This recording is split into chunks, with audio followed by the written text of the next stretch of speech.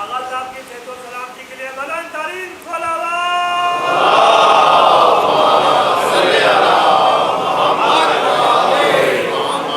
فاتحہ۔ بسم اللہ الرحمن الرحیم الحمد للہ رب العالمین الرحمن الرحیم ایاک نعبد و ایاک نستعین اهدنا الصراط المستقیم صراط الذین انعمت علیہم غیر المغضوب علیہم ولا الضالین صلی علی محمد۔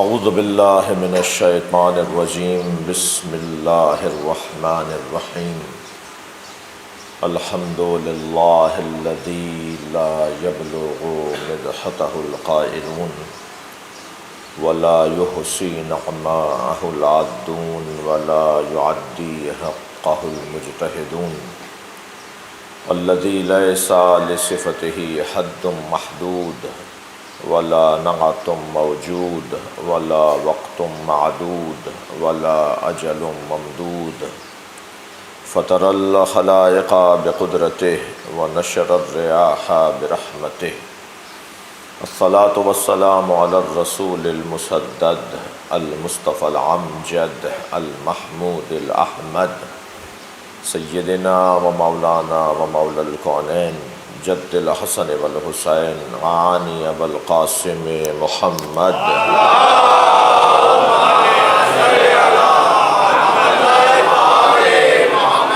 وآلہ الطیبین الطاہرین المعصومین الذین قال اللہ انما يريد اللہ لیذہب عنکم الرجس اہل البیت ویطہرکم تطہیرا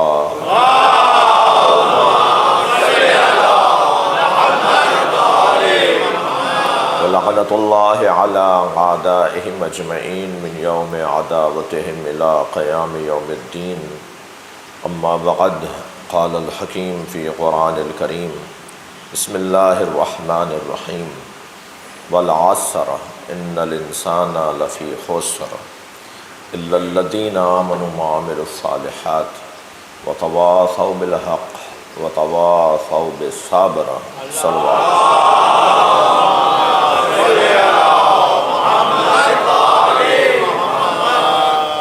اس سے بہتر صلوات ہوتی ہے۔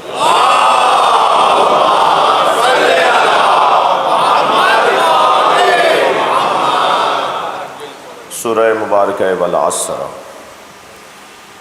آج اس سورہ کی تفسیر کی ایک اور منزل میں داخل ہو رہے ہیں۔ ارشاد حضرت احدیت ہے، قسم ہے زمانے کی، قسم ہے عصر کی، ان الانسان لفی خسر، ہر انسان، مطلق انسان، الف لام جنس، سب انسان خسارے میں ہے۔ الا الذین آمنوا، سوائے ان لوگوں کے جو ایمان لائے، وعملوا الصالحات، اور ان لوگوں کے علاوہ کہ جو عمل صالح انجام دیتے ہیں، وتواصوا، اور جو ایک دوسرے کو وصیت و نصیحت کرتے ہیں، بالحق، حق کی جو ایک دوسرے کو تلقین کرتے ہیں، اور سوا ان لوگوں کے جو ایک دوسرے کو صبر کی تلقین کرتے ہیں۔ یہ قرآن کی تمام آیات کا خلاصہ ہے۔ یعنی اگر قرآن میں آیات ہیں تو انسان کے موضوع پر ہیں، اور پھر اس سے جڑی ہوئی آیات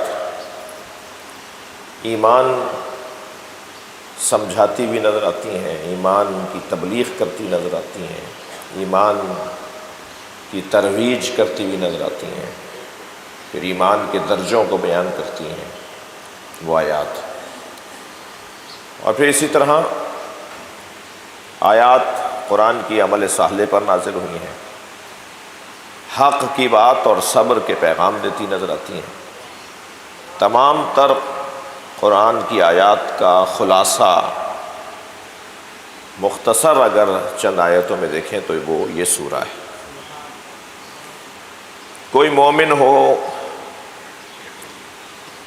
کوئی ایمان تک پہنچنے میں مسائل اور مشکلات سے گزرے، کوئی زیادہ بڑا مومن اور کوئی اتنا بڑا مومن ہو جسے سلمان کہتے ہیں، کوئی اتنا بڑا مومن ہو کہ اسے مالک اشتر کہتے ہیں۔ آپ جس مومن کی تاریخ اور اس کی زندگی کی کیفیات کو محسوس کرنا چاہیں تو معلوم ہوگا کہ یہ آسان کام نہیں ہے۔ بڑی محنت کی ہے اس نے، بڑی مشقتوں کا سامنا کیا ہے اس نے، بڑی رکاوٹوں کو اس نے ہٹا کر یہاں تک پہنچا ہے۔ اسی طرح عمل صالح کی گفتگو جب ہوگی، نیکیوں کی، اچھے کاموں کی، کارہ خیر کی، تو جو نیکی کرنے والے لوگ ہیں، آپ خود جو امام حسین سے جڑے ہوئے لوگ ہیں وہ نیکی کرنے والے ہوتے ہیں۔ آپ کو خود پتہ ہے کہ نیکی کرنا کتنا مشکل ہے، اچھائی کرنا کتنا مشکل ہے۔ عمل صالح انجام دینے میں یعنی برائیاں کرنے میں کوئی رکاوٹ نہیں ہے، رکاوٹ ہے تو اچھائیوں میں رکاوٹ ہے۔ فساد پھیلانے والوں کے لیے آزادیاں ہیں اور نیکیاں کرنے والوں کے لیے رکاوٹیں ہیں۔ یہ تو روزمرہ کے آپ کے مشاہدات ہیں، روزانہ دیکھ رہے ہیں ہم کتنا مسئلہ ہے، کتنا مشکل ہے۔ ایک ایک لمحہ، ایک ایک گھڑی، ایک ایک موقع غنیمت شمار کر رہا ہوتا ہے کچھ کرنے والا، کچھ خدمت کرنے والا، اور ایسا جیسے وہ تلاش کر رہا ہو کہ کسی طرح یہ موقع مل جائے تو میں کوئی نیکی کا کام کر لوں۔ یعنی نیکی اتنا کرنا مشکل ہے۔ ایسے حق بولنا کتنا مشکل ہے، ذرا بول کر دیکھیے۔ جو بولتے ہیں انہیں پتہ ہے حق بولنے میں کیا مسائل ہیں۔ سامنے والے کا چہرہ ہی اترنا شروع ہو جاتا ہے، اسی وقت وہ طے کر لیتا ہے کہ مجھے تو اس سے دشمنی شروع کرنی ہے، اسی وقت وہ طے کر لیتا ہے کہ میرا تو یہی دشمن ہے جو مجھے حق بتا رہا ہے۔ اور حق بولنا کتنا مشکل ہے، یہ کوئی حق بولنے والوں سے پوچھے تو حق سننا اس سے زیادہ مشکل ہے۔ یعنی جو حق بولنے کی عادت رکھتے ہیں نا، وہی حق سننے کی عادت نہیں رکھتے۔ جو اچھا حق بولتے ہیں اور صحیح بات کر رہے ہوتے ہیں، انہی کو کبھی صحیح بات بتا دی جائے۔ یعنی وہ دوسروں کے لیے تو اس پہ پریشان ہے کہ انہوں نے صحیح بات نہیں سنی، مگر خود کتنے رضی اللہ تعالیٰ عنہ ہیں۔ ذرا صلوات پڑھیں محمد و آل محمد۔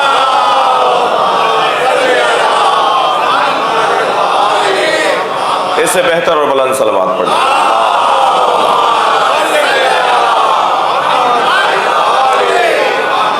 یعنی خود کتنے معتبر ہیں۔ یہ میں نے ایک جو ہے وہ محاورہ استعمال کیا ہے کہ وہ خود کتنے معتبر ہیں، بہت مشکل ہے۔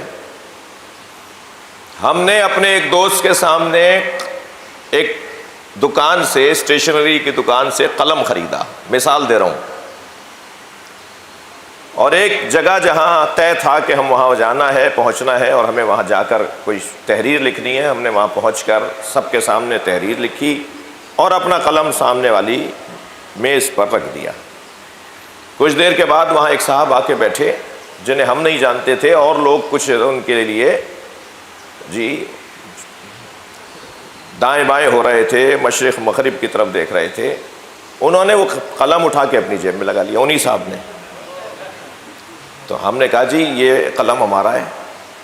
تو وہ دوسروں کو دیکھ کر کہنے لگے انہیں بتاؤ میں کون ہوں۔ تو میں نے ان سے کہا جی آپ کوئی بھی ہو، یہ قلم ہمارا ہے۔ پھر انہوں نے کہا ذرا انہیں بتا دو ورنہ میں بتا دوں گا کہ میں کون ہوں۔ تو میں نے جن صاحب کے سامنے قلم خریدا تھا ان سے میں نے کہا آپ ہی بتائیے یہ قلم میرا ہے۔ تو حق بولنے کی مشکل ذرا دیکھیے۔ وہ مجھ سے کہنے لگے مولانا اور خرید لیجئے گا۔ ارے بھائی میں اور خرید لوں گا، یہ میرا مسئلہ ہے، آپ بھی تو بولیے کہ یہ قلم میرا ہے۔ جب کہیں انسان کا مفاد ٹکرا رہا ہوتا ہے تو وہ حق بولنے سے گریز کرتا ہے۔ صلوات پڑھ لیں ذرا محمد و آل محمد۔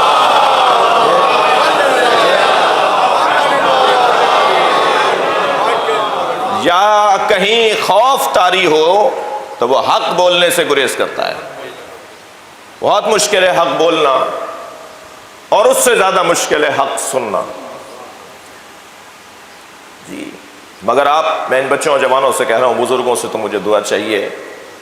ان کو کوئی نصیحت میں نہیں کر سکتا، میری حیثیت نہیں ہے بزرگوں کو نصیحت کرنے کی. میں ان بچوں کو کہہ سکتا ہوں جو بڑی تعداد میں مجلس میں موجود ہیں، خاص طور پر صبح کی مجلس میں جو جوان اور بچے آ رہے ہیں، ان کی سلامتی کے لیے صلوات پڑھیں.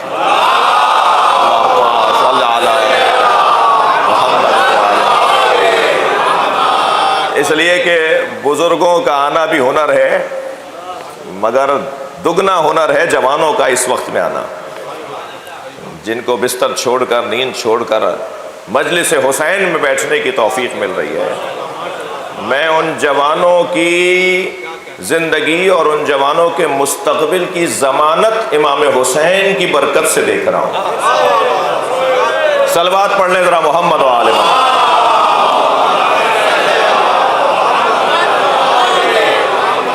اور تقریباً 50% تو ہیں یہ جو مجلس میں آ رہے ہیں، یہ نوجوان جو مجلس میں اس وقت تشریف فرمائے. بہت مشکل ہے حق بولنا اور حق سننا. چند جملے مجھ سے سن لیجئے، میں تمہیدی بیان سے گزر رہا ہوں. حق بولنا، حق سننا لوگ نہیں بولتے، اور بول بھی دیں تو سنتے نہیں ہیں.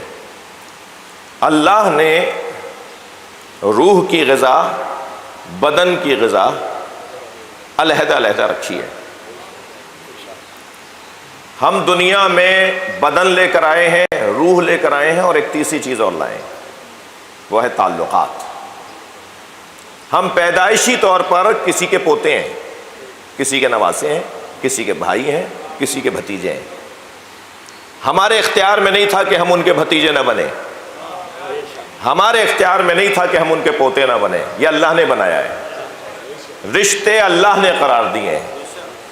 جب رشتے اللہ نے قرار دیے ہیں تو ان کے تحفظ کا دستور بھی وہی دے گا. رشتوں کے تحفظ کو حق گوئی کہا جاتا ہے. بھائی صلوات پڑھ لیں محمد و آل محمد.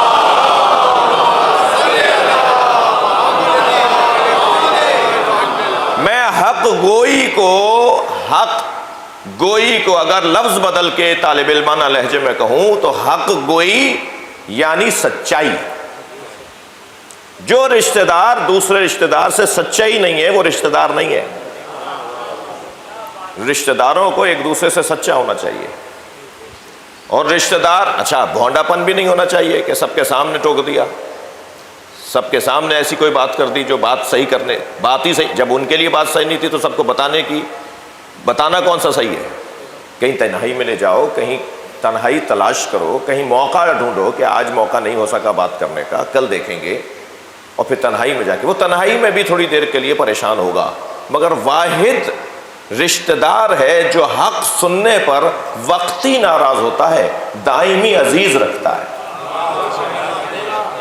یعنی وقتی طور پر وہ پریشان ہوگا، چہرہ اس کا اترے گا، پھیکا پڑے گا، چہرہ زرد ہو جائے گا آپ کا سچ بولنے سے، مگر وہی رشتہ دار جو اس وقت میں آپ کے سچ سننے سے کچھ دیر کے لیے پریشان ہوا ہے، کچھ دیر کے بعد آپ کو کوئی رابطہ کرے گا، کسی بھی ذریعے فون کرے گا، کوئی بھی رابطہ کسی انداز سے بھی، اور آپ کا شکریہ ادا کرے گا، اور رشتہ داری پکی ہوتی چلی جائے گی. آج رزق میں بے چینی، میں نہیں کہتا رزق کی کمی ہے، رزق فراوان ہے. اور جب اللہ نے وعدہ کیا ہے تو اللہ کا وعدہ ہے، لا یخلف المیعاد، وہ اپنے وعدوں کی خلاف ورزی نہیں کرتا. جب وعدہ کر لیا ہے کہ ما من دابۃ فی الارض الا علی اللہ رزقها، یہ اس کا وعدہ ہے. زمین پر کوئی ہلنے والا نہیں ہے، کوئی جنبندہ نہیں ہے، کوئی رینگنے والا نہیں ہے، الا علی اللہ رزقها، مگر اس کے رزق کی ذمہ داری اللہ پر ہے. تو جب رزق اللہ نے دینے کا وعدہ کیا ہے تو وہ دے گا، اور دے رہا ہے. شاید ہر دور سے زیادہ آج رزق کی فراوانی ہے. آپ اور میں ہی اگر اپنے ماضی میں دیکھ لیں، اپنے آباء و اجداد کے ماضی کو دیکھ لیں، خاص طور پر جو لوگ ہندوستان سے یہاں آئے تھے، جن کے والد دادا، اور وہ جو پہلے 10 سال، وہ پہلے 3 سال، وہ پہلے 2 سال، پہلے 6 مہینے ہی صحیح، بڑے بڑے رؤساء، بڑے بڑے نوابین کا کیا حال ہو گیا تھا، مگر دوبارہ سے پھر بہتری کی طرف آ گئے. آج بہت لوگ بہت سے اعتبار سے ان تمام الجھنوں کے باوجود رزق کی فراوانی ہے، مگر بے چینی ہے۔ یہ جو بے چینی ہے نا، جس کو میں اپنی اصطلاح میں بے چینی کہہ رہا ہوں، اس بے چینی کا ایک سبب قطع رحمی ہے۔ یہ قطع رحمی ہے، یعنی پہلے چھوٹے گھروں میں سب ساتھ رہتے تھے، اب بڑے گھروں میں ساتھ رہنے کو تیار نہیں ہے۔ جملہ نہ جانے کس کا ہے، مگر جملہ اچھا ہے کہ پہلے گھر جو چھوٹے تھے دل بڑے تھے، اب گھر بڑے ہیں دل چھوٹے ہیں۔ برداشت ہی نہیں ہے رشتہ دار کو رشتہ دار، یہ پریشان ہو جاتا ہے اسے دیکھ کر۔ بھائی اللہ نے بنایا ہے، میں اگر اللہ کی تقدیر کو مانوں گا تو اللہ کا بندہ کہلاؤں گا، اور اگر اللہ کی تقسیم کو نہیں مانوں گا تو میں اللہ کا نافرمان کہلاؤں گا۔ عمر کم ہو جاتی ہے، رزق کم ہو جاتا ہے۔ اچھا، کیا رزق فراوان ہو اور اس رزق سے کوئی فائدہ نہ ہو پا رہا ہو تو یہ رزق کی کمی نہیں ہے؟ یہ بھی تو رزق کی کمی ہے، قطع رحمی۔ میرے مولا علی کی ذوالفقار پر 3 جملے لکھے ہوئے تھے، کندہ ہوئے ہوئے تھے، ذوالفقار کے اوپر کندہ حق ہوئے ہوئے تھے، عربی میں کہتے ہیں حق، کندہ ہوئے ہوئے تھے۔ ان 3 جملوں میں ایک جملہ تھا سل من قطعک۔ مولانا 2 دفعہ میرے بھائی نے اپنے 2 بچوں کی شادیاں کر لیں، مجھے نہیں بلایا، اب میرے بچے کی شادی کا مرحلہ آیا ہے، میں کیا کروں؟ وہی کرو جو علی کہہ رہے ہیں۔ مولا علی نے کیا کہا ہے؟ وہی کرو جو علی کہہ رہے ہیں۔ علی کیا کہہ رہے ہیں؟ سل من قطعک۔ کیا مختصر ترین جامع ترین پیغام مولا علی کا۔ سل من قطعک، اس رشتہ دار سے تعلق جوڑو جو توڑتا ہو۔ یہ کون سا ہنر ہے کہ اس نے بلایا تھا تو ہم نے بھی بلا لیا؟ ہنر تو یہ ہے کہ وہ نہ بلائے اور تم بلاؤ، وہ سلام نہ کرے مگر تم سلام کرو۔ بھائی کوئی اور کسی اور گھڑے سے پانی پینے والے اور ہوں گے، ہم علی کے گھڑے سے پانی پیئیں گے۔ علی کہہ رہے ہیں کہ اس رشتہ دار سے تعلقات جوڑے رکھو جو تعلقات توڑتا ہو۔ صلوات پڑھ لیں محمد و آل محمد۔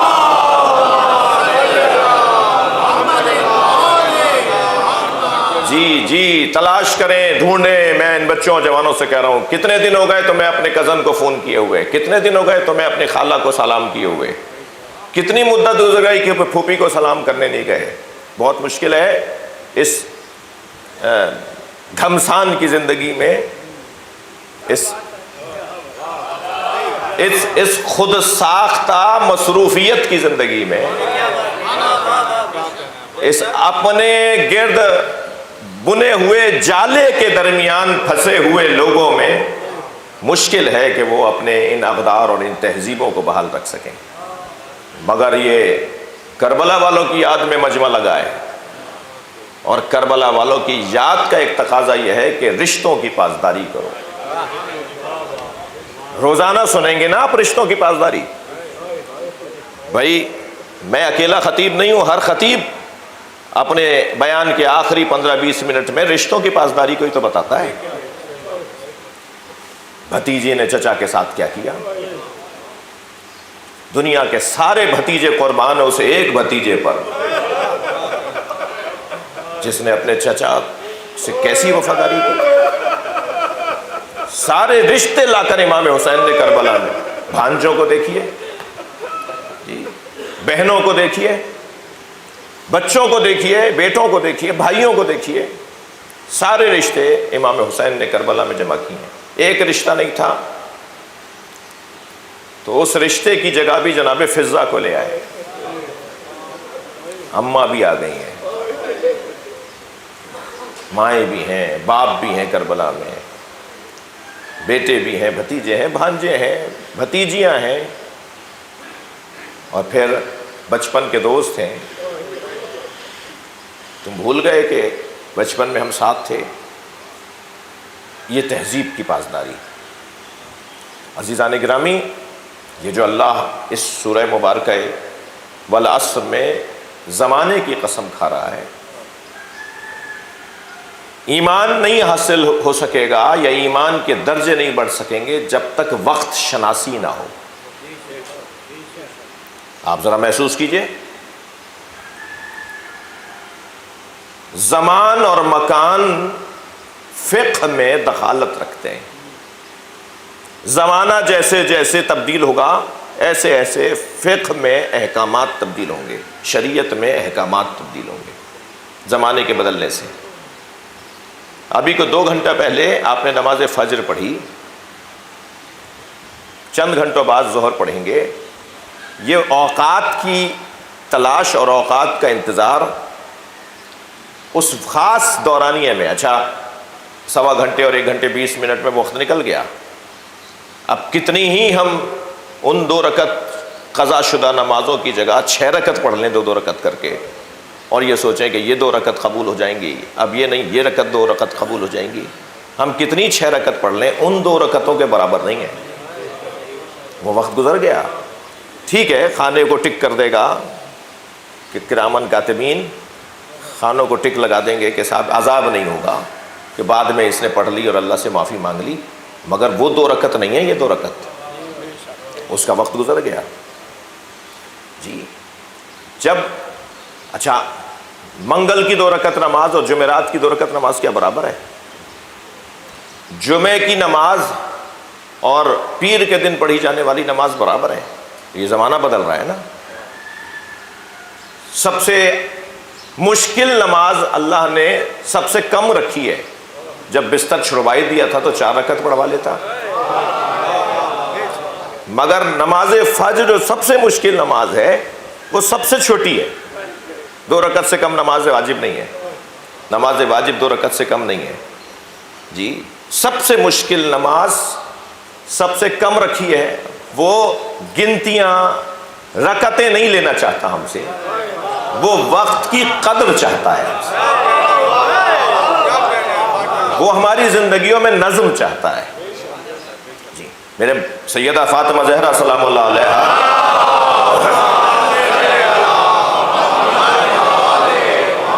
فرماتی ہیں اللہ نے نماز کو نظم زندگی کے لیے واجب قرار دیا ہے، نظم زندگی کے لیے نماز کو واجب، حکمت نماز سیدہ کی زبان میں۔ یقیناً جمعے کی نماز اور بدھ کی نماز ایک جیسی نہیں ہے۔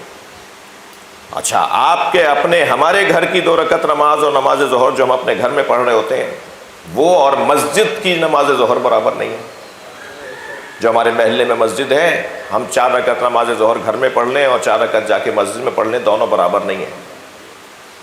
ہزاروں رکعتوں ہزار ہاتھ درجہ مختلف ہیں۔ وہ جو ہمارے محلے کی مسجد ہے، مثلا یہی مسجد کا درجہ ہے، یہ جناب علی متقی جعفری صاحب کے سزا خانے میں یہ مسجد ہے، مثلا ہم یہاں نماز پڑھیں یا وہاں پڑھیں 2 قدم کا ہی تو فاصلہ ہے، وہاں کی 2 رکعت نماز 1000 رکعت کے برابر، یہاں کی 2 رکعت 2 رکعت کے برابر۔ تو جگہ بدلنے سے ثواب بدل گیا۔ محلے کی مسجد علیحدہ، جامع مسجد علیحدہ، مکۃ المکرمہ میں حرم الہی میں 2 رکعت 10 لاکھ رکعتوں کے برابر، مسجد کوفہ میں 10 لاکھ رکعتوں کے برابر، بیت المقدس میں مدینہ منورہ نبی مکرم کی مسجد نبی میں 10 لاکھ رکعتوں کے برابر۔ تو مکان بدلا، توجہ، تو ثواب بدل گیا، زمان بدلا تو ثواب بدل گیا۔ بدھ کی 2 رکعت اور ہے، جمعے کی 2 رکعت اور ہے۔ زمان بدلنے سے بھی ثواب بدل رہا ہے، مکان بدلنے سے بھی ثواب بدل رہا ہے۔ اس کا مطلب یہ ہے کہ شریعت میں مکان کو بھی دخالت ہے اور زمان کو بھی دخالت ہے۔ یہ میری اور آپ کی نمازوں کی بات ہو رہی ہے۔ وہ کیسا زمان اور مکان تھا جو ایک جگہ پر قابل قدر بنا اور علی کی ایک ضربت ثقلین کی عبادت پر غالب ہو گئی۔ ضربت علی یوم الخندق، یوم کا ذکر ہے۔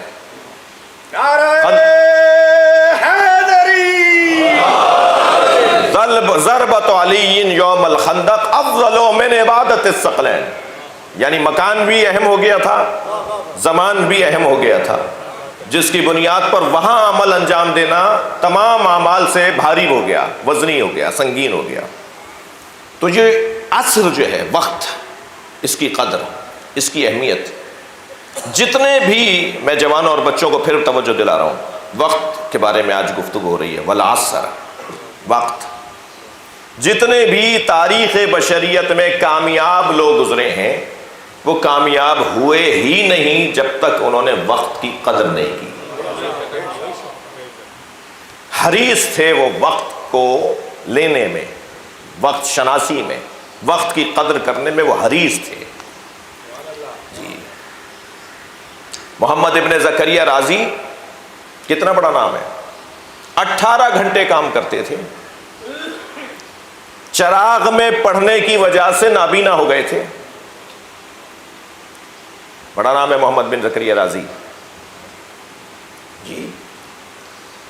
اور آخری وقت میں جب ان کی آنکھیں چلی گئی تھی تو انہوں نے ایک پڑھی لکھی شخصیت کو ان کی مدد کی غرض سے بھی اور اپنی غرض سے بھی اپنے ساتھ رکھا تھا۔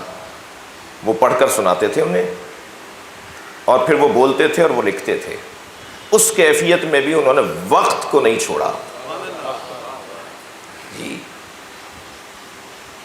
آیت اللہ خمینی جب نجف اشرف مولا علی کی حرم میں معمول روزانہ اپنے وقت پر آتے تھے تو ان کو دیکھ کر لوگ اپنی گھڑیاں ٹھیک کرتے تھے۔ وہ کہتے تھے ہماری گھڑی غلط ہو سکتی ہے، یہ 1 منٹ بھی لیٹ نہیں ہوں گے۔ وقت کی قدر۔ خود قائد اعظم محمد علی جناح کو دیکھیے، علامہ اقبال کو دیکھیے کہ وقت کی کتنی قدر کی انہوں نے جی۔ شیخ طوسی رحمۃ اللہ علیہ، شیخ طوسی رحمۃ اللہ علیہ، انہوں نے بغداد کا حوزہ بنایا، بغداد میں علمی درسگاہ کو قائم کیا۔ وہ بغداد کا ان کا بنایا ہوا حوزہ دوسرے حوزے میں، تیسرے حوزے میں، پورا شہر، ہر گھر میں کلاسیں ہوتی تھیں، یہ وقت ہو گیا تھا۔ ہر گھر مدرسہ بن گیا تھا، جیسے آج آکسفورڈ اور کیمبرج کے اندر ہے، پورا شہر یونیورسٹی ہے، جیسے آج قم ہے۔ 115 گھروں میں کلاسیں ہوتی ہیں قم میں۔ ہر گلی میں 4-5 گھر ضرور ہیں کہ جہاں گھر کے باہر اشتہار لگا ہوا ہوتا ہے کہ اس گھر میں فلاں فلاں آیت اللہ فلاں فلاں موضوع کی کلاس لینے اتنے بجے آتے ہیں۔ پورا شہر مدرسہ ہے۔ ایسے آکسفورڈ اور کیمبرج بھی ایسے، یہ میں خود دیکھ کر بھی آیا ہوں جی۔ یہ کیفیت کر دی تھی بغداد میں آیت اللہ علامہ شیخ طوسی رحمۃ اللہ علیہ نے۔ اجاڑ دیا بغداد کو۔ اب اتنا سجا ہوا ماحول، اتنی محنتوں کے بعد بنایا ہوا ماحول اگر اجڑ جائے تو انسان تو اسی غم میں مر جائے کہ میری ساری محنت ضائع ہو گئی۔ مگر ہمت نہیں ہاری انہوں نے، آ کر پھر نجف کا حوزہ بنایا۔ آج جو نجف کا حوزہ ہے وہ شیخ طوسی کی مرہون منت، ہمت نہیں ہاری، چھوڑ کے نہیں گئے۔ آپ ذرا غور فرمائیں، یہ جو قرآن مجید سورہ مبارکہ ابراہیم کے اندر آیت ہے، ذکرہم ایام اللہ، یاد کریں اللہ کے دنوں کو۔ اچھا، اللہ کے دن، عجیب اصطلاح ہے قرآن کی۔ والعصر ذہن میں رہے کہ میں وقت کے اوپر اور ایام پر اور اوقات کے اوپر غور کر رہا ہوں۔ اللہ کہہ رہا ہے کہ اللہ کے دنوں کو یاد کرو۔ اللہ کے دن کون ہے؟ بھائی میں ایک محنت کے بعد جملہ کہنے جا رہا ہوں۔ وقت کی اتنی قیمت ہے، علماء کرام سے توجہ اور دعا چاہوں گا، وقت کی اتنی قیمت ہے کہ اللہ نے ائمہ کو ایام اللہ کہا ہے۔ ایام اللہ سے مراد ائمہ ہے۔ اللہ کے دنوں کو یاد کرو، یہ مولا کائنات کو اللہ دن کہہ رہا ہے، امام حسین کو ایام اللہ کہہ رہا ہے، یہ اللہ کے ایام ہے۔ اچھا، پھر اس آیت سے ایک اور آیت جوڑیے، ایک اور آیت میرے ذہن میں آپ کو ہدیہ کرنے جا رہا ہوں۔ ذکرہم ایام اللہ، اللہ کے دنوں کو یاد کرو، یعنی علی کو یاد کرو، یعنی حسن حسین کو یاد کرو۔ یہ ایام یعنی ائمہ، اللہ نے ائمہ کو یہ یوم اللہ اپنے گھر اپنے دنوں سے تعبیر کیا، میرے دن نہیں ہے یہ 63 برس کا علی نہیں ہے، اللہ کا دن چل رہا ہے۔ یہ امام عسکری نہیں ہے، یہ اللہ کا دن چل رہا ہے۔ اللہ کا دن کتنا طویل ہے؟ جتنی عمر امام کی ہے۔ اور پھر فوراً کہا کل یوم ہوا فی شان، اللہ کے دنوں کو یاد کرو۔ اور پھر آیت نے ایک مرتبہ اور لہجہ بدلا، ہر دن کی علیحدہ شان ہے۔ صلوات پڑھے ذرا محمد وآلہ۔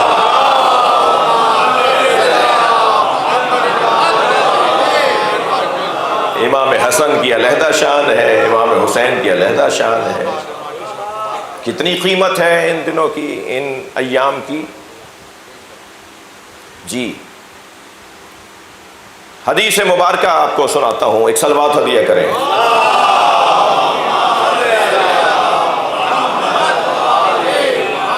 دو حدیثیں زیادہ یاد لکھ کر لایا ہوں، دو حدیثیں کن علی عمر کا اشو ہو من کا درہمن و دینارا۔ مولا علی اپنے چاہنے والوں سے کہہ رہے ہیں، فرما رہے ہیں تم اپنی عمر کو درہم و دینار سے زیادہ قیمتی مانو۔ تمہارے پیسوں سے زیادہ قیمتی اگر کوئی وجود ہے تو وہ تمہاری عمر ہے۔ اپنی عمر کو قیمتی مانو۔ کیا حسین لفظ ہے۔ ایک اور حدیث، ان فوت الوقت اشد من فوت الروح، وقت کا فوت ہو جانا مر جانے سے زیادہ نقصان دہ ہے۔ وقت کا فوت ہو جانا، وقت کا ضائع ہو جانا مر جانے سے زیادہ نقصان دہ ہے۔ اس لیے کہ لأن فوت الروح انقطاع عن الخلق، کیونکہ مر جانا مخلوق سے منقطع ہونا ہے۔ تم مر جاؤ گے تو تم مخلوق سے منقطع ہو جاؤ گے۔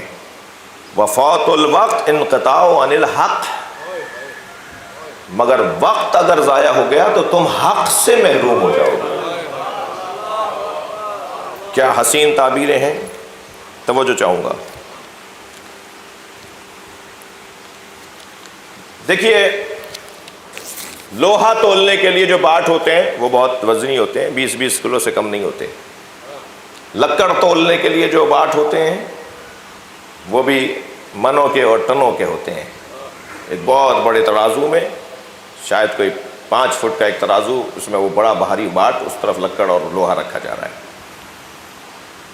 جو جتنی ارزان اور کم قیمت چیز ہوتی ہے اس کا پیمانہ اتنا ہی بڑا ہوتا ہے، اور جتنی قیمتی چیز ہوتی ہے اس کا پیمانہ اتنا ہی ظریف ہوتا ہے۔ ہیرا اور سونا تولنے کا پیمانہ منوں اور ٹنوں کا باٹ نہیں ہوتا، گراموں اور ماشوں اور تولا گراموں کا باٹ ہوتا ہے۔ وہ میری اور آپ کی چٹکی میں آ جائے اتنا بڑا وہ پیمانہ ہوتا ہے، کیونکہ جسے تولنے جا رہے ہیں وہ قیمتی ہے۔ تو اب اگر مجھ سے کوئی پوچھے کہ تمہاری عمر کتنی اور میں کہوں جی 48 سال کا ہوں، تو اس کا مطلب یہ ہے کہ میں نے اپنی عمر اور اپنی زندگی، اگر کوئی مجھ سے پوچھے کتنے سال کے ہو اور میں کہوں جی 48 سال کا ہوں، تو گویا میں نے اپنی زندگی کی قیمت ارزان لگائی ہے، سستی لگائی ہے۔ لیکن اگر میری ایک لمحہ قیمتی ہے، ایک لمحہ قیمتی ہے، ساری زندگی گناہ کرتے رہے اور آخری وقت میں توبہ کی توفیق ہو گئی، تو وہ ایک ہی لمحہ تو کام کا تھا۔ حضرت حور کو لے لیجئے آپ،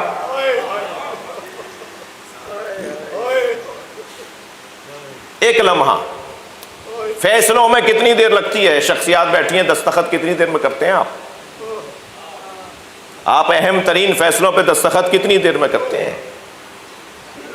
سیاسی لوگ، اداروں کے چلانے والے لوگ، ملکوں کو چلانے والے لوگ کتنی دیر کے اندر فیصلہ لیتے ہیں؟ وہ ایک لمحہ ان کی زندگی کا، اور پھر وہ تاریخ بنتی ہے۔ آپ ڈھونڈ لیجئے بڑے بڑے لوگوں کے فیصلے، وہ ایک لمحے کے فیصلے ہیں جو آج تاریخ بنی ہوئی ہے۔ جی مصائب نہیں پڑھ رہا، مگر بات وقت کی اہمیت کی ہے۔ مثلی لا یبایع مثلہ، مجھ جیسا اس جیسے کی بیعت نہیں کر سکتا، کتنی دیر میں بولا ہوگا امام حسین نے؟ ایک لمحے میں بولا ہے نا۔ اب قیامت تک امام حسین کا یہ جملہ اس ایک لمحے کا، اس ایک لمحے کی امامت ہے. اب وہ ایک لمحہ امامت کرتا نظر آ رہا ہے.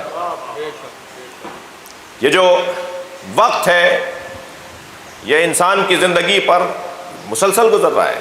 اور الفرصت، وقت کو ایک اور نام بھی دیا ہے، وقت کا ایک اور نام بھی دیا ہے حدیث میں، فرصت. فرصت ہم اردو میں جب بولتے ہیں تو اس کا مطلب فراغت. فرصت یعنی فراغت، بیکاری، کچھ نہیں کرنا، فرصت میں ہوں. آج کل میں اس وقت فرصت کی کیفیت میں ہوں، میں آرام کر رہا ہوں. یعنی بیکاری فرصت نہیں، بیکاری فرصت نہیں ہے. فرصت یعنی موقع.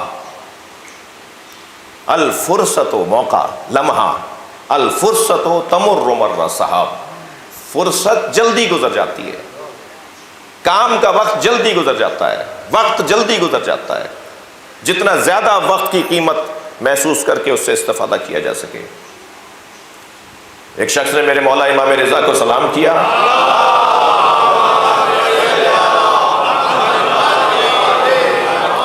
اور سلام میں اس نے کہا یا صاحب السلام علیک یا صاحب الزمان. زمان، وقت. امام نے فرمایا دیکھ نہیں رہے میرے بال سفید ہو رہے ہیں؟ دیکھ نہیں رہے میرے چہرے پہ محسوس ہو رہا ہے کہ میری عمر بڑھ گئی ہے؟ کہنے لگا ہاں مولا آپ کے بال سفید مجھے نظر آ رہے ہیں، چہرے سے بھی آپ کی عمر بڑھتی بھی مجھے نظر آ رہی ہے. تو حضرت نے فرمایا صاحب الزمان تو وہ ہوگا جس پر وقت اثر نہیں کرے گا، جس کے بال سفید نہیں ہوں گے. 1150 سال کا بھی ہو جائے گا تو بال سفید نہیں ہوں گے، اس کے اوپر عمر ظاہر نہیں ہوگی. وہ ہے جو زمانے پر امامت کرے گا. یہ جو اللہ نے کہا ہے نا اللہ کے دنوں کو یاد کرو، بھائی میں اور آپ تو زمانے سے متاثر ہیں، لیکن جو زمانے کو متاثر کرے ہم اس کے دروازے پر بیٹھے ہیں. امام وہ ہے جو زمانے کو متاثر کرتا ہے. وقت اگرچہ تنگ ہوتا جا رہا ہے لیکن میرے مضمون میں ایک بات بہت ضروری سمجھتا ہوں کہ یہاں ذکر کروں. بہت شوق پڑ رہا ہے ہمارے جوانوں کو باہر ممالک میں پڑھائی کے لیے جانا اور وہاں کا سفر کرنا. فلاں یونیورسٹی میں پڑھنے جا رہا ہوں، فلاں میرا ایڈمیشن ہو گیا ہے، ویزا میرا ہونے والا ہے. میں ملکوں کے نام نہیں لوں گا، بہت اچھی بات ہے، حکم معصوم ہے. اطلب العلم ولو بالسین، علم حاصل کرو چاہے تمہیں چین جانا پڑے. یعنی ایک استعارہ ہے کہ چاہے دور جانا پڑے، ورنہ وہاں کوئی دین پڑھایا تھوڑی جاتا تھا چین میں. جو مدینے والوں کو سرکار فرما رہے ہیں چین چلے جاؤ، یہ قرآن تھوڑی پڑھایا جاتا تھا چین میں، اللہ کا کلام تھوڑی پڑھایا جاتا تھا چین میں. جو مسلمانوں کو کہہ رہے ہیں جا کے چین جا کے، نہیں، مراد ہے کہ دور بھی جانا پڑے تو جاؤ، تو جانا چاہیے، بہت اچھی بات ہے. مگر ایک خطرہ جو منڈلا رہا ہے، یہ جاتے تو بڑے وعدے وعید کر کے ہیں کہ واپس آؤں گا، مگر یہ پھر وہاں جا کے اماں ابا کو بھی بلا لیتے ہیں. جی اس وقت بہت ایک بڑا مسئلہ ہے. میں خود سفر کر رہا ہوں ان ممالک کا، میں جا کے دیکھ کے بھی آ رہا ہوں. خطرناک ماحول ہوا ہے. پاکستان کی صلاحیت پاکستان سے باہر جا رہی ہے، پاکستان کی اہلیت اور قابلیت وطن سے باہر جا رہی ہے. اور یہ وہاں جا کر یہاں سے کہہ کے جاتے ہیں میں واپس آؤں گا، وہاں جا کے پی آر لیتے ہیں، وہاں جا کے نیشنلٹی لیتے ہیں، گرین کارڈ لیتے ہیں، اپنے وہاں کی زندگی اور بہتر کرنے لگتے ہیں. اور پھر اماں ابا کو بھی کہتے ہیں وہاں کیا رکھا ہے آ جائیے، اور اماں ابا بھی جانے کو تیار ہو جاتے ہیں. اور ٹھیک ہے اللہ کی زمین ہے، میں سارے سوالات کے جوابات بھی رکھتا ہوں. اللہ کی زمین ہے، کہیں بھی رہیں. اور دیکھیے وہاں کہاں عزاداری تھی، ہمارے جانے سے ہی ہو گیا. تمہارے جانے سے نہیں ہوا، اس کے پیچھے دعائے زہرا ہے. یہ بہانے نہیں کرو. میں جس لہجے میں اور جس چیز کو مد نظر رکھ کر بات کرنے جا رہا ہوں وہی بات میرے محترم سننے والے محسوس کریں گے. ہماری وجہ سے وہاں یہ ہو گیا، ہماری وجہ، ٹھیک ہے، لیکن اچھا پھر جھوٹے سچے لیٹر بنا کے صاحب یہ ہو رہا ہے وہ ہو رہا ہے، میں زیادہ بات ممبر سے نہیں کر سکتا. اور وہاں جا کے صاحب معلوم ہوا کہ جی پریشان تھے وہاں پر 50% یقین سے کہہ سکتا ہوں 50% غلط بیانی کر کے جا رہے ہیں. اور اب جب وہاں چلے جاتے ہیں تو وہاں جا کے وہیں کے ہو جاتے ہیں اور پاکستان میں صلاحیت پلٹ کے واپس نہیں آتی. اس میں ہمارے سیاستدانوں کی جو نااہلی ہے، جو انہوں نے اس ملک کا حال کیا ہے، جو ہمارے اداروں نے اس ملک کا حال کیا ہے وہ ایک بہت بڑی دخالت رکھنے والا عنوان ہے. بڑی دخالت اس عنوان کی بھی ہے کہ تم نے بہانہ فراہم کیا ہے کہ لوگ یہاں سے چلے جائیں, تم نے ماحول فراہم کیا ہے کہ لوگ یہاں سے چلے جائیں. اور لوگ کیا چلے جائیں, تم خود کھاتے کماتے یہاں ہو مگر گھر تمہارے وہاں ہے. تم پاکستان سے زیادہ امریکی ہو, تم پاکستانی سے زیادہ برطانیہ کے رہنے والے ہو, تمہیں یہاں کا کوئی درد ہی نہیں ہے. تمہیں کیا پریشانی؟ جس درد کے ساتھ میں ممبر پہ بیٹھ کے آج 2 محرم کو اس قومی مسئلے کی طرف نشاندہی کر رہا ہوں, ان لوگوں کو تو کوئی پریشانی نہیں ہے جو آج پاکستان کے وارث بنے بیٹھے ہیں. یہ لوگ وہاں چلے جاتے ہیں بچے اور وہاں سے پھر واپس نہیں آتے. جس خطرے کو میں محسوس کر رہا ہوں نا, جا کے دیکھ کر بھی آیا ہوں, یہ ممکن ہے سنبھلے رہیں ٹھیک رہیں مگر ان کے بچے اور ان کے بچوں کے بچے. میں ممبر پہ لطیفہ سنانے کے لیے نہیں بیٹھا, لیکن میں آپ کو بتا رہا ہوں کہ میں ایک ایسا نام سن کر آیا ہوں, ڈیوڈ جان حیدر نقوی. آدھا انگریزوں کا نام, آدھا مسلمانوں کا, اور آدھا شیعہ اور آدھا غیر مسلم. جوزف حسین زیدی یہ نام بننے جا رہے ہیں, اور ایسے ایسے منظر ہیں جو میں نہیں بیان کر سکتا, صرف اشارہ کروں گا کہ ایک باپ نے, درد ہے بھائی سن لیجئے, کچھ دیر کو کوئی ناراض بھی ہو جائے. ایک باپ نے آدھی رات اپنے بیٹی کے کمرے کی لائٹ جلی دیکھی, جب کھول کے دیکھا تو منظر کچھ اور تھا. تو نہ صرف اس منظر پر باپ تنقید نہیں کر پایا, سوری کہہ کے دروازہ بند کر دیا. تو بات یہی نہیں رکی, وہ باہر آئی اور باپ کو اس نے گالی دی کہ آپ نے میرا دروازہ کیسے کھولا. کیوں ہو رہا ہے ایسا؟ اچھا یہ آپ کے لیے تو بات ہی نہیں ہو رہی مگر ہو بھی رہی ہے. اور مجلس کیونکہ ماشاءاللہ اگر گنتی گنوں تو شاید 9-10 کیمرے تو لگے ہوئے ہیں, سارے باہر والوں کے لیے لگے ہوئے ہیں, تو کیسے میں ان کو بھلا دوں اس مجلس میں. ایک صلوات پڑھ لے ذرا محمد.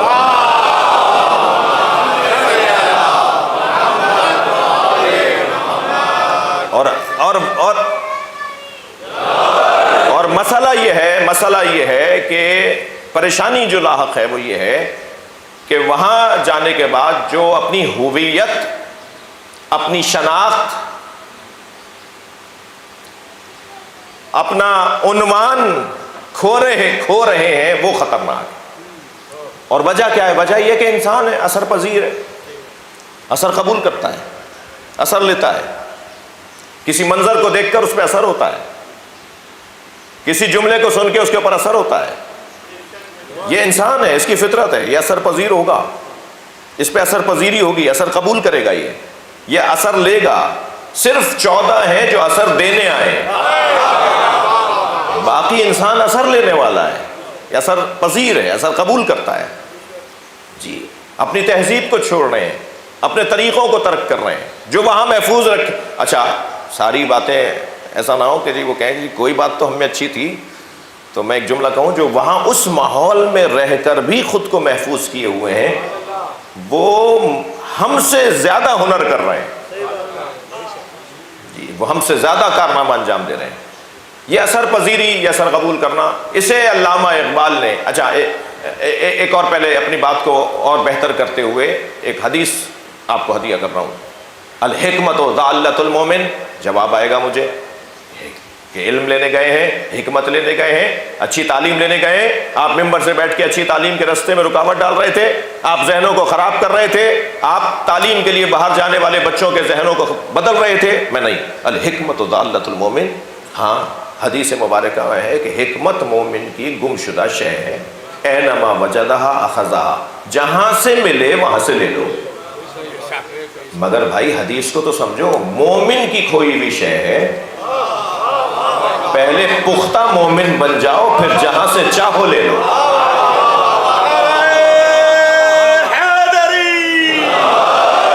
اب یہ جو بچہ وہاں جا کر وہاں کا اثر لے کر آ رہا ہے, یا وہاں سے آ ہی نہیں رہا اور وہاں کا ہو کر رہ گیا, اور پھر وہاں خطرناک ماحول کے اندر بہت ساری چیزوں کے حوالے سے ہے. اور آج الحمدللہ, پھر تسلی دے رہا ہوں, آج الحمدللہ ان ساری بڑی یونیورسٹیز کے کیمپس پاکستان میں کھل گئے. پاکستان میں الحمدللہ دوسرے ممالک سے بچے پڑھنے کے لیے آ رہے ہیں۔ اس وقت پاکستان کی بڑی یونیورسٹیز کے اندر دیگر ممالک کے بچے پڑھنے کے لیے آ رہے ہیں۔ معیار ہمارے ہاں تعلیم کا، وہ اور بات ہے کہ حکومت کے ادارے نہیں ہیں، وہ جہاں تعلیم کا معیار اچھا ہوا ہے وہ حکومتی ادارے نہیں ہیں، وہ لوگوں کی اپنی یونیورسٹیاں ہیں، وہ بڑے بڑے اداروں کی یونیورسٹیاں ہیں، بڑے بڑے لوگوں کی یونیورسٹیاں ہیں جس کے اندر تعلیم اچھی ہو رہی ہے۔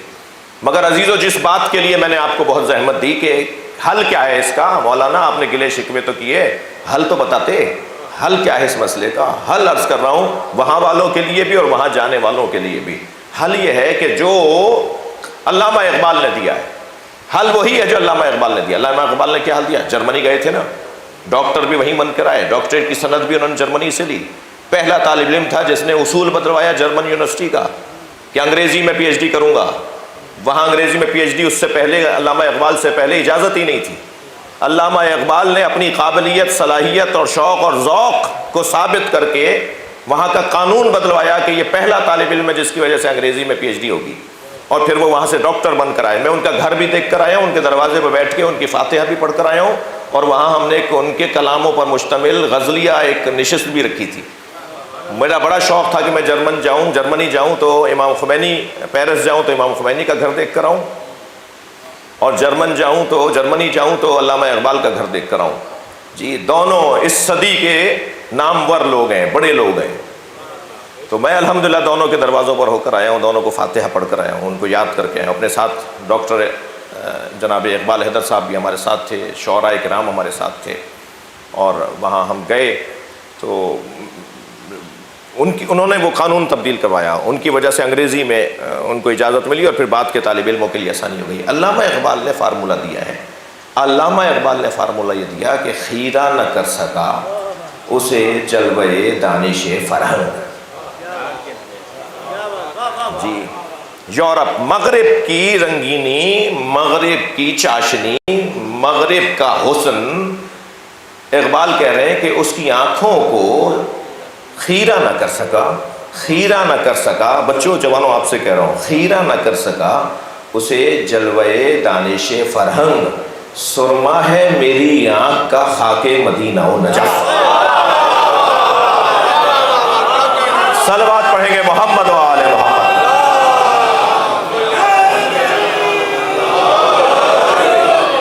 اگر ہم مدینہ و نجف کو آنکھوں میں بسا لیں تو پھر دنیا کا اثر ہمارے اوپر نہیں ہوگا۔ مجھے اندازہ ہے آج آپ کے آفس کا دن ہے، کوشش کر رہا ہوں کہ بات جلدی مکمل کروں۔ وقت عاشور کا گزر گیا یا نہیں؟ مگر آج تک وہ وقت ہم پہ حاکم ہے، ہمارے ذہنوں پر حاکم ہے۔ بار بار مجلس میں آئیں تاکہ ہماری آنکھوں میں کربلا بسی رہے، قربانی کا جذبہ بھی ملے، رشتوں کی قدر بھی ہو، اور کوئی ہم پر اثر نہ کر پائے، کیونکہ حسین کے اثر کے بعد کسی کا اثر قبول کرنا ممکن ہی نہیں ہے۔ کون اس قابل ہے کہ جس کا اثر حسین کے اثر کے بعد قبول کیا جائے گا؟ اگرچہ ان 10 دنوں میں خاص جذبہ ہوتا ہے، اور مجلسیں نہ کرنے والا بھی ایام عشر اولا، ایام محرم میں مجلس کرتا ہے، لیکن عزیزو، بچوں، جوانوں، سال بھر بھی مجلسوں سے جڑے رہیے، مرثیہ سن کر ہی آ جائیے۔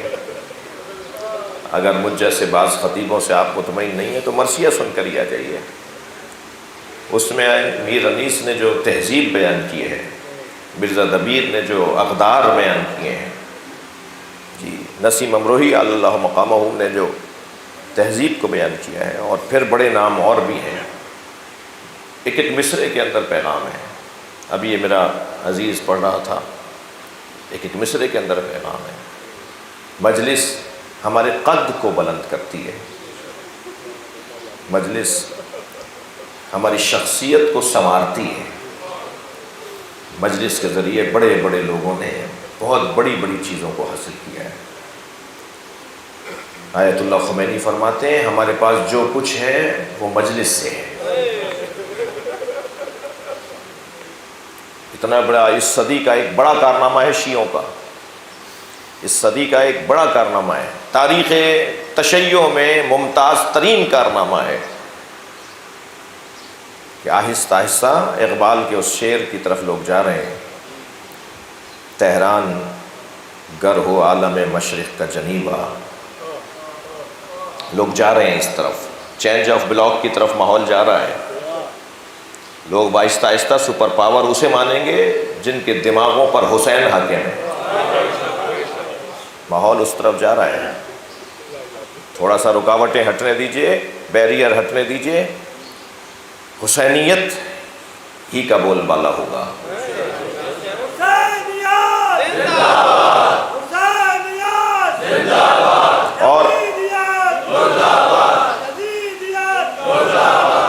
اور بہترین وقت تو اس وقت شروع ہوگا جب ہم امام زمانہ کو ان کے جد کا پرسہ دیں گے۔ آج کی مجلس میں بھی بلائیے امام زمانہ کو، مولا ایک لمحے کے لیے اس مجمع پہ نگاہ ڈال دیجیے، مولا صرف ایک لمحے کی نگاہ، اس صبح کی کراچی شہر کی پہلی مجلس، آغاز اس مجلس سے عزاداری کا ہوتا ہے، ایک نگاہ خاص اس مجمع پہ ڈال دیجیے، جو حاجتیں لے کر آیا ہے وہ ایک لمحے میں امام کی نگاہ سے وہ حاجتیں پوری ہو جائیں گی۔ پرسہ دیجیے امام کو، امام کے جد اپنا گھر چھوڑ کے جا رہا ہے، عباس محملیں تیار کرواؤ، قافلہ آمادہ کرو، اب مدینہ رہنے کی جگہ نہیں۔ جناب زینب سے فرمایا بہن ہم مدینہ چھوڑ کے جا رہے ہیں، اور جناب زینب کو اس لیے اپنے ساتھ لیا، میں ایک جملہ کہیں کہہ چکا ہوں کہ واقعہ کربلا تاریخ بشریت کا واحد واقعہ ہے جو رونما ہونے سے پہلے بھی منایا جاتا تھا، رونما ہونے کے بعد بھی منایا جائے گا۔ ابھی کربلا عاشور نہیں آئی تھی کہ عاشور کو یاد کیا جاتا تھا، حضرت آدم نے یاد کیا، حضرت نوح نے یاد کیا، سب سے زیادہ عاشور کے دن کو جناب زہرا نے یاد کیا، ظاہر ہے انہی کے بچے کربلا میں ذبح ہونے تھے۔ نبی مکرم نے عاشور کے دن کو یاد کیا۔ انتظام اس واقعے کا ہوتا آیا ہے، اس کے لیے انتظام ہوتا آیا ہے کہ کیسے ہوگا یہ، کیسے سجے گا یہ۔ وہ جو سجایا ہے نا عاشور کو، وہ جو بنایا ہے، سنوارا ہے عاشور کو، اس کا ایک حصہ یہ ہے کہ جب جناب عبداللہ سے جناب زینب کا عقد ہونے لگا، آپ کے ہاں بھی ضمن عقد شرائط کا ایک خانہ ہوتا ہے کہ کیا عقد کے موقع پہ کوئی شرط لگائی گئی ہے؟ جی شرعی طور پر یہ چیز صحیح ہے۔ جناب زینب کے عقد کے موقع پر مولا علی نے نکاح پڑھایا تھا نا، مولا علی نے حضرت عبداللہ سے عقد کرتے وقت شرط لگائی تھی کہ میری زینب حسین کے ساتھ جائے گی، اور عبداللہ تم روکو گے نہیں۔ عجیب انتظام ہے کربلا کا۔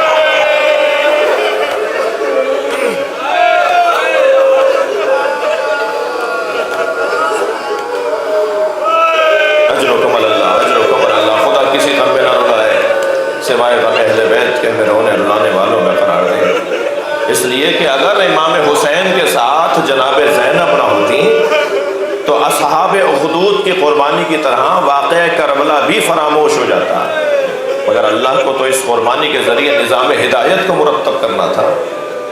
اگر یہ واقعہ نہ گزرا ہوتا تو آج اتنی سجیوی مجلس ہوتی، اور یہ ایک مجلس ہے، اس کراچی شہر میں سینکڑوں مجلسیں ہیں، اور پورے پاکستان میں ہزاروں لاکھوں مجلسیں ہیں، اور پوری دنیا میں کروڑوں مجلسیں ہیں، ہر جگہ حسین کے نام پہ مجمع لگا ہوا ہے۔ یہ کیسے ہوتا اگر زینب نہ ہوتی؟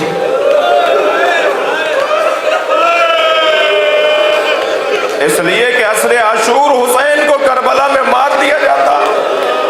یہ کوفے میں تو زینب نے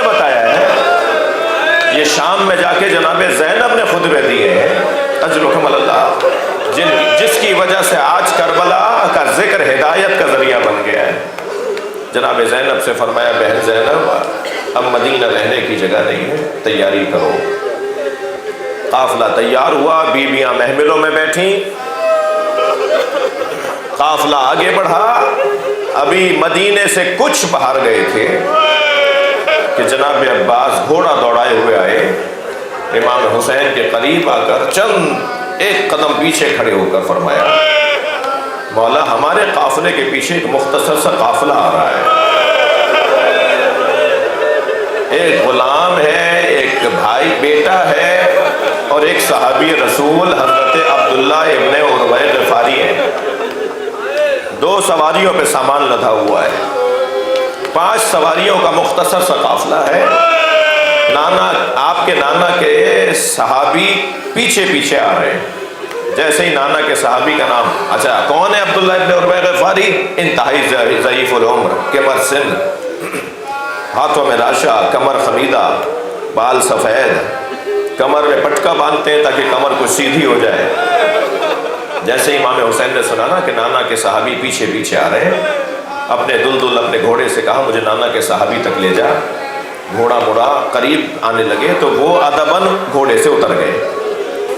صحابی رسول امام کو آتے ہوئے دیکھتے ہیں تو گھوڑے سے اتر گئے۔ امام قریب آئے تو امام نے گلے لگا کر سلام کر کے احترام کر کے فرمایا اس ضعیفی میں آپ کا کہاں کا ارادہ ہے؟ اس بڑھاپے میں آپ کہاں جانا چاہتے ہیں؟ فرمایا حسین تم کم سن تھے، نبی خطبہ دے رہے تھے، تم مسجد میں آئے، تمہارا پیر تمہارے کرتے میں الجھا، تم زمین پر گرے، نبی نے ممبر چھوڑ دیا، تمہیں آغوش میں لے کر اپنے ساتھ ممبر پر بٹھایا۔ اور ہم صحابیوں سے خطاب کر کے کہا میرے حسین کو غور سے دیکھو، اگر میرا حسین اپنے خانوادے کے ساتھ مدینہ چھوڑے اور تم میں سے کوئی زندہ ہو تو میرے حسین کا ساتھ ضرور دینا۔ حسین میں بوڑھا ضرور ہوں مگر مجھے نبی کی وصیت پہ عمل کرنا ہے۔ امام نے ان کا ادب احترام کرتے ہوئے فرمایا پھر چلیے ہمارے ساتھ قافلے میں چلیے، علی اکبر آپ کی خدمت کریں گے، عباس آپ کے کام آئیں گے۔ تو کہنے لگے حسین تمہارا قافلہ آگے چلے گا، کچھ فاصلے پر میرا قافلہ چلے گا، تم آگے آگے چلو گے، میں کچھ فاصلے کے بعد چلوں گا۔ امام نے فرمایا آپ ایسا کیوں کرنا چاہتے ہیں؟ فرمانے لگے اس قافلے میں نبی زادیوں کی سواری ہے، میں کہوں گا عبداللہ تم نے بڑا ادب کیا، کاش 11 محرم کو ہوتے تو دیکھتے کہ زینب کے سر سے چادر اترتی رہی اور کوئی نہ تھا جو یہ کہتا یہ نبی زادی ہے، یہ زہرا کی بیٹی ہے۔ اللہ لعنت اللہ علی قوم الظالمین، فسیعلم الذین ظلموا ای منقلب ینقلبون۔ یا اللہ ان آوازوں پہ رحمت نازل فرما، رونے والوں کی توفیقات میں اضافہ فرما، ہم سب کی عاقبت بخیر فرما، امام زمانہ کے ظہور میں تعجیل فرما۔ ربنا آتنا فی الدنیا حسنۃ وفی الآخرۃ حسنۃ وقنا عذاب النار۔ الہی و سیدی و مولائی اغفر لأولیائک۔